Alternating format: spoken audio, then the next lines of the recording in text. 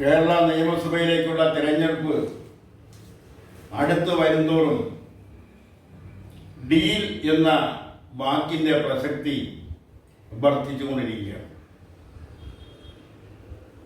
ഡീലില് പ്രധാനപ്പെട്ട കക്ഷി എന്ന് പറയുന്നത് BJP, ഭാരതീയ ജനതാ പാർട്ടിയാണ്. CPM ആരോപിക്കുന്നതും കോൺഗ്രസും BJPയുമായി ഡീൽ ഉണ്ടാക്കിയിരിക്കുന്നു എന്നാണ്. കോൺഗ്രസ് ആരോപിക്കുന്നതും CPMഉം BJPയുമായി ഡീൽ ഉണ്ടാക്കിയിരിക്കുന്നുവെന്നാണ്. അതായത് എല്ലാത്തിൻ്റെയും മധ്യസ്ഥാനത്ത് നിൽക്കുന്നത് BJPയാണ്. അതാണ് പ്രധാനമന്ത്രി ശ്രീ നരേന്ദ്രമോദി പറഞ്ഞത്. BJPയാണ് A1 എന്നാണ്.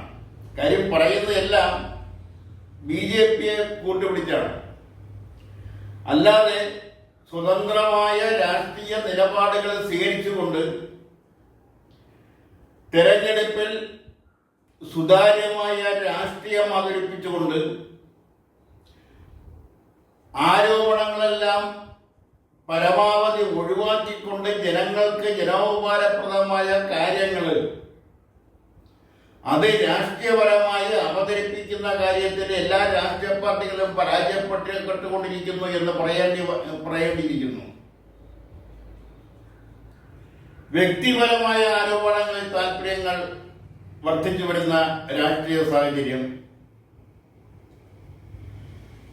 അതുപോലെ തന്നെ ചില വ്യക്തികളെ ചുറ്റിപ്പറ്റിയുള്ള രാഷ്ട്രീയം,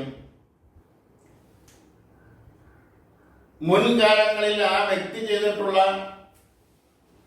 കാര്യങ്ങളെക്കുറിച്ചുള്ള രാഷ്ട്രീയം, ഇതെല്ലാമാണ് ഇപ്പോഴത്തെ തെരഞ്ഞെടുപ്പ് പ്രചരണ വേളയിലെ പ്രധാനപ്പെട്ട മുഖ്യ വിഷയങ്ങൾ. CPIയുടെ ഒരു MLA BJPയിൽ ചേർന്നു. അദ്ദേഹം BJPയുടെ സ്ഥാനാർത്ഥിയാണ്, ശക്തനായ സ്ഥാനാർത്ഥിയാണ്. മറ്റൊരു CPMന്റെ സമുന്നത നേതാവ് ശ്രീ ജി സുധാകരൻ ഇന്ന് കോൺഗ്രസിന്റെ പിന്തുണയോടെ അദ്ദേഹത്തിന്റെ തട്ടകത്തിൽ നിന്നുകൊണ്ട് സ്വതന്ത്രനായി കോൺഗ്രസ് പിന്തുണയുള്ള ഐക്യജനാധിപത്യ മുന്നണിയുടെ പിന്തുണയുള്ള സ്വതന്ത്രനായി മത്സരിക്കുന്നു.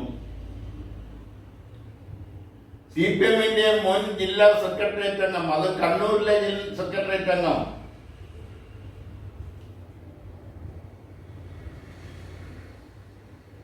കോൺഗ്രസിന്റെ പിന്തുണയോടെ മത്സരിക്കുന്നു. ഇതിനു മുമ്പും ഇങ്ങനെയെല്ലാം സംഭവിച്ചിട്ടുണ്ട്. CPMന്റെ സമുന്നത നേതാക്കളെ വിട്ടുപോയിട്ടുണ്ട്. ഇതിനു മുമ്പും വിട്ടുപോയിട്ടുണ്ട്. KPR ഗോപാലിനെ പോലുള്ളവര്, 85 വിട്ടുപോയ ME രാഘവനോടൊപ്പം പോയ MLAമാര്, അവരെല്ലാം 86 തെരഞ്ഞെടുപ്പിൽ മത്സരിച്ചു. അവിടെ ME രാഘവൻ മാത്രമാണ് വിജയിച്ചു വന്നത്. ME രാഘവൻ എങ്ങനെ വിജയിച്ചു വന്നു എന്ന് ചോദിച്ചാൽ കോൺഗ്രസിന്റെ പിന്തുണയോടെ, കോൺഗ്രസ് മുന്നണിയുടെ പിന്തുണയോടെ വിജയിച്ചു വന്നു. കോൺഗ്രസിനെ തോൽപ്പിക്കുന്നതിന് വേണ്ടി മുസ്ലിം ലീഗുമായി ധാരണയുണ്ടാക്കണം, അല്ലെങ്കിൽ മുസ്ലിം ലീഗിനെ ഇടതുപക്ഷ ജനാധിപത്യ മുന്നണിയിൽ ഉൾപ്പെടുത്തണം എന്ന അഭിപ്രായത്തിൽ ഉറച്ചു നിന്നതിന്റെ പേരിലാണ്, ആ അഭിപ്രായത്തിൽ പാർട്ടിക്കകത്ത് ഭൂരിപക്ഷം ലഭിക്കാത്തത് കൊണ്ടാണ് ME രാഘവന് പാർട്ടി വിട്ടു പോകേണ്ടി വന്നു. ഇപ്പോഴിത് 1/2 ഡസനോളം ജില്ലാ ഏരിയ നേതാക്കളാണ് പാർട്ടി വിട്ട് കോൺഗ്രസിലും BJPയിലുമായിട്ട് ചേർന്ന് കോൺഗ്രസിന്റെയും BJPയുടെയും സ്ഥാനാർത്ഥികളായി മത്സരരംഗത്തുള്ളത്. ഇതൊക്കെ പ്രധാനപ്പെട്ട രാഷ്ട്രീയ വിഷയങ്ങളാണ്. അവിടെ എന്തുകൊണ്ട് പോയി എന്നതിനെക്കുറിച്ച് വിലയിരുത്താൻ എതിർ രാഷ്ട്രീയ കക്ഷികൾക്ക് ആവുന്നില്ല എന്നുള്ളതാണ് മറ്റൊരു വസ്തുത. ഇവിടെയെല്ലാം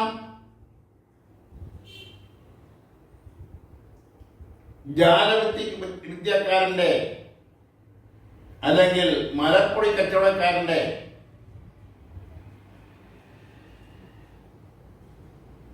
കൈ ബുദ്ധികളാണ് പ്രയോഗിക്കുന്നത്. വ്യക്തമായ രാഷ്ട്രീയം പറഞ്ഞുകൊണ്ട് തെരഞ്ഞെടുപ്പ് പ്രവർത്തന മേഖലയിൽ, തെരഞ്ഞെടുപ്പ് പ്രചരണ യോഗങ്ങളിൽ ആ നിലയിലുള്ള ഒരു പ്രചരണം നടക്കുന്നില്ല. ഇവിടെ കോൺഗ്രസ് പറയുന്നു CPM-ഉം BJP-യുമായിട്ട് ഡീലുണ്ടാക്കിയിരിക്കുന്നു. CPM പറയുന്നു കോൺഗ്രസും BJP-യുമായിട്ടാണ് ഡീലുണ്ടാക്കിയിരിക്കുന്നത്. അതിനിടയ്ക്ക് ചില സംഘടനകൾ പലപ്പോഴും വർഗീയ നിറം നൽകി മാറ്റി നിർത്തിയിരുന്ന സംഘടനകൾ SDPI, PDP, popular front, Jamaat Islami തുടങ്ങിയ സംഘടനകൾ, ആ സംഘടനകളുടെ പേരിലും ഇന്ന് രാഷ്ട്രീയ വിവാദങ്ങൾ നടന്നുകൊണ്ടിരിക്കുന്നു. ജമാഅത്ത് ഇസ്ലാമിയെയും പോപ്പുലർ ഫ്രണ്ടിനെയും ചേർത്തുകൊണ്ട് കോൺഗ്രസിനെതിരെ സംസാരിക്കുമ്പോൾ SDPI-യും PDP-യെയും ചേർത്തുകൊണ്ട് CPIM-നെതിരെ സംസാരിക്കുന്നു. രാഷ്ട്രീയത്തിന്റെ അടവ് നയത്തിൽ ശത്രുവിന്റെ പോക്കറ്റിൽ കിടക്കുന്ന വോട്ടും തന്റെ പോക്കറ്റിലാക്കുന്നതിനുള്ള തന്ത്രങ്ങൾ ആവിഷ്കരിക്കുന്ന കൂട്ടത്തിൽ, അടവുകൾ പയറ്റുന്ന കൂട്ടത്തിൽ ഇതെല്ലാം ആകാമെന്ന് സാമാന്യമായി പറയാം. എന്നാൽ അടിസ്ഥാനപരമായ ഒരു പ്രത്യയശാസ്ത്രത്തിൽ വിശ്വസിച്ചുകൊണ്ട് രാഷ്ട്രീയ പ്രവർത്തനം നടത്തുന്നവർ തെരഞ്ഞെടുപ്പ് വരുമ്പോൾ അടിസ്ഥാന പ്രമാണങ്ങൾ ബോധപൂർവം മറക്കുകയും അല്ലെങ്കിൽ മറക്കാൻ ശ്രമിക്കുകയും ചെയ്യുന്ന ഒരു ആനുകാലിക രാഷ്ട്രീയ പ്രവണത കേരളത്തിൽ വന്നുകൊണ്ടിരിക്കുന്നു. ഈ തെരഞ്ഞെടുപ്പിൽ ആർക്ക് ഭൂരിപക്ഷം കിട്ടും, ആർക്ക് ഭൂരിപക്ഷം കിട്ടൂല എന്നത് മറ്റൊരു വസ്തുത. ഭൂരിപക്ഷം കിട്ടുന്ന മുന്നണി കേരളം ഭരിക്കും. ചിലപ്പോൾ ആർക്കും ഭൂരിപക്ഷം കിട്ടാതെ വരുന്ന സാഹചര്യമാണെങ്കിൽ 1965 രാഷ്ട്രീയ സ്ഥിതിവിശേഷം ഇപ്രാവശ്യം വന്നുകൂടായ ഇല്ല. അങ്ങനെ വരികയാണെങ്കിൽ ഉണ്ടാവുന്ന രാഷ്ട്രീയ വ്യതിയാനങ്ങൾ, പൊളിറ്റിക്കൽ പോളറൈസേഷൻ,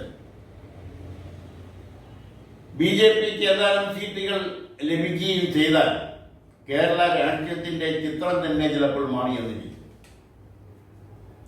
ഈ സാഹചര്യത്തിലാണ് വരും ദിവസങ്ങളിൽ കേരളത്തിലെ തെരഞ്ഞെടുപ്പ് തരംഗങ്ങൾ അത് കേരള സമൂഹത്തെ എങ്ങനെ പ്രകമ്പനം കൊള്ളിക്കുമെന്ന് നമുക്ക്